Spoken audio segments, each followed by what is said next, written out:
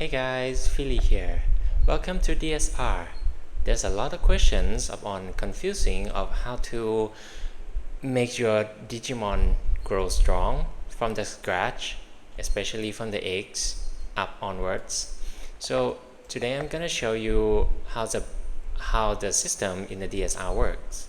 First, you have these two eggs, the green eggs, baby 1, digitama, and baby 2, digitama, the green one and the blue ones. These are the basics two eggs that you can get from the game, either by defeating the Digimons or collecting from your trees in your island. And to gain that and hatch it in one of your cradles over here. From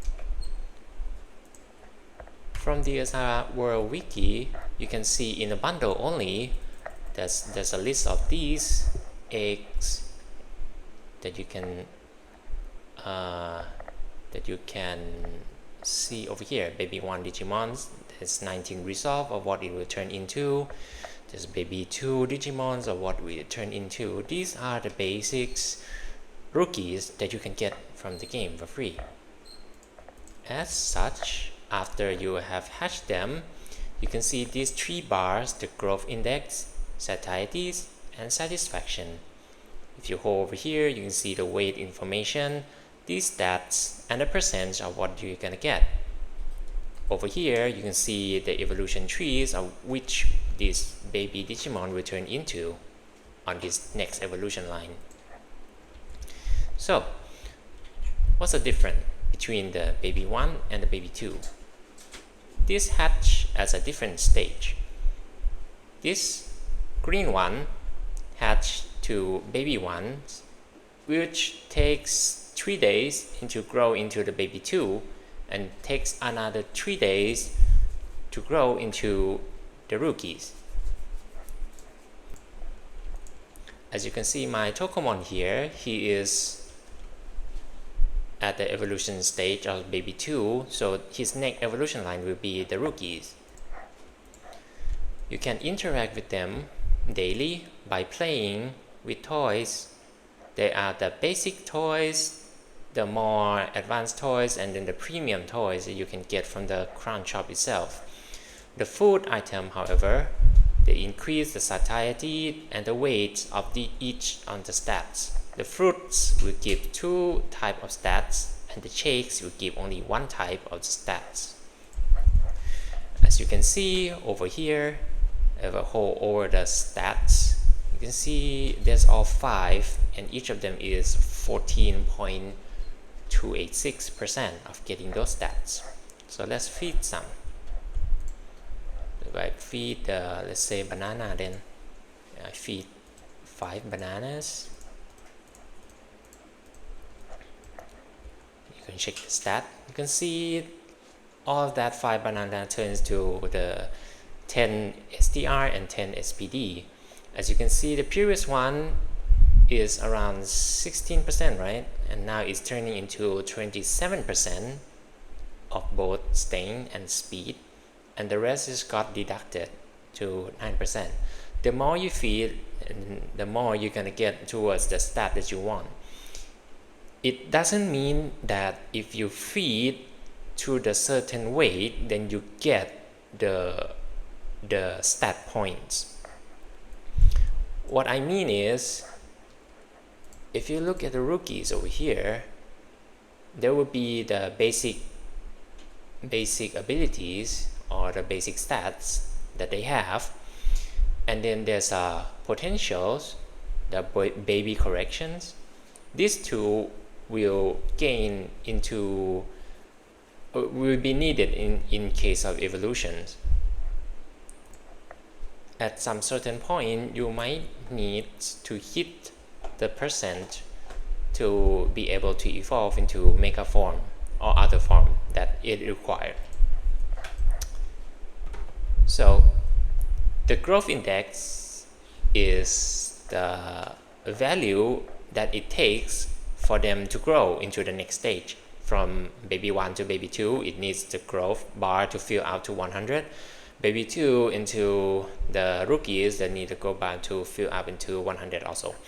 Satiety is the hungry bar. So if it reach down to 0, this Digimon will left your island, and it has a soft cap of 215.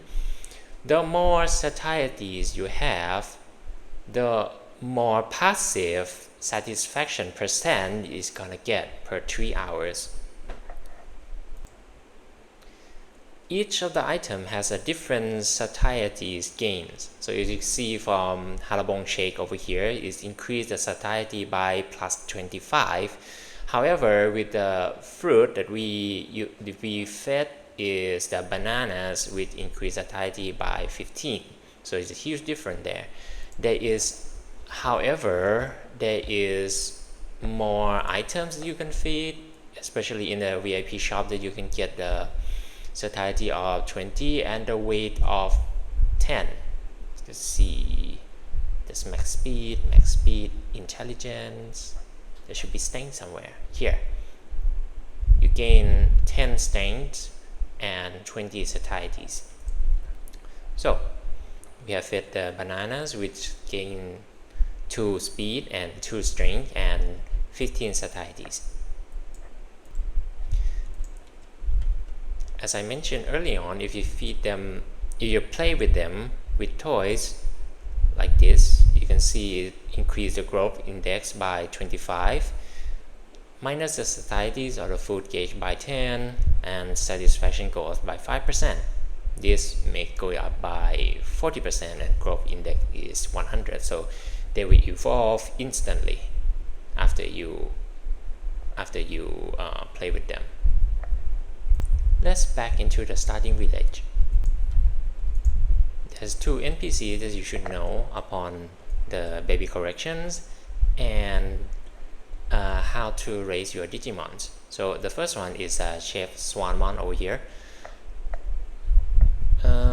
This is all the basic toys, the 3 of them, the bouncy ball, fishing toys, hourglass. These 3 basic toys, if you play with the Digimons 3 days with these 3 toys, they'll evolve into the next evolution stage.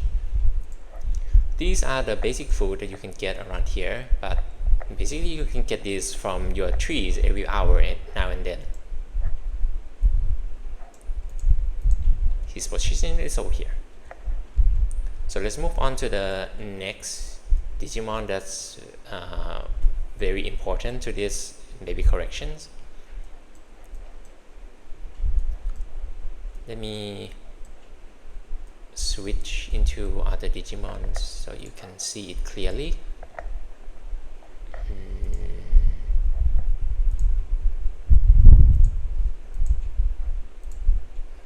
So let me use this one first then.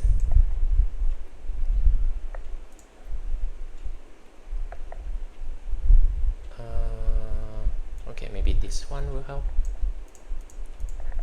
There we go. Okay, so when you talk to the Elecmon over here, he's located over here, and you can click this Digivice. Both buttons are the same. They just circle around the back and forth between the 4 menus that you can choose: initials, full calibration, partial recalibration, and failure recalibrations. So let's start with the initial. Do I have? No, I don't have. Let's start with full then. Full. As you can see, if you have initials collections, they will have these blue orb and red orbs. They have 1, 2, 3, 4, 5, 6, 7 orbs. These 7 orbs over here will gain the stats toward these Digimons. As you can see, they have SP, strength, HP, resist, strength, so on. So if you do the whole reroll, it's gonna roll this orb into the different stats, and it has chance to become blue or red. If you happen to have the red, so you can use the failure recalibration to fix their corrections. So if hopefully we can turn from red to blue, see, now it's turned to blue, and with the strength +3, that is good. There is a lot of ways to do this. The full recalibration will turn the whole things into the different row. No.